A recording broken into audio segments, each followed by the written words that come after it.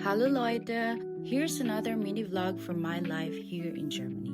Welcome to Laika Diaries. At ito na nga yung kasunod ng mini-vlog natin kahapon. Pagpasok nga namin sa Petrikirche, ay bumungad nga sa amin agad ang pintuan kung saan sila nagmimisa dati. Pero ngayon nga, ang simbahan na ito ay mas kilala na dahil sa kanilang panoramic 360-degree viewing tower sa taas ng simbahan. At may admission fee nga ito na 5 euros per person. At kung mas marami naman kayo, in a group of 10 person and above, ay 4 euros lamang. At buti na lang daw at may elevator sila. Pero pwede rin naman kayong mag-adventure gamit ang hagdan kung pupunta kayo ng mas maaga ng 3:30 PM. Sayang naman at 5 PM na nung dumating kami.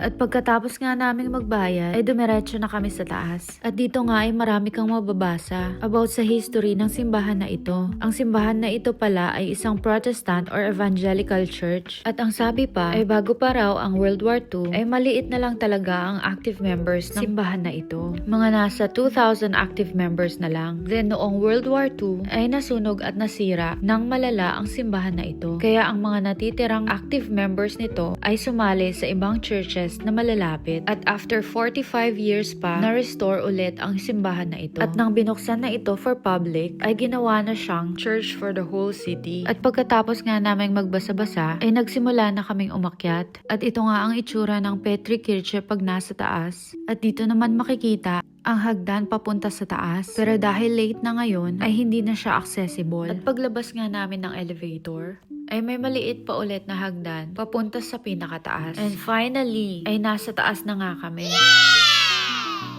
At pagdungaw mo nga sa labas, ay makikita mo na agad ang kabuuan ng lugar. Ang mga red brick rooftop, mga historic church towers, winding canals, and the entire old town na para bang miniature medieval city from above. Sobrang deserve talaga nitong tawagin na isang UNESCO World Heritage Site. Pero dahil sa taas nga ng lugar na ito, ay sobrang hangin din. Kaya nag-struggle talaga ako dito sa buhok ko. Lalo na nagkulot pa naman ako. Ayaw, di ma!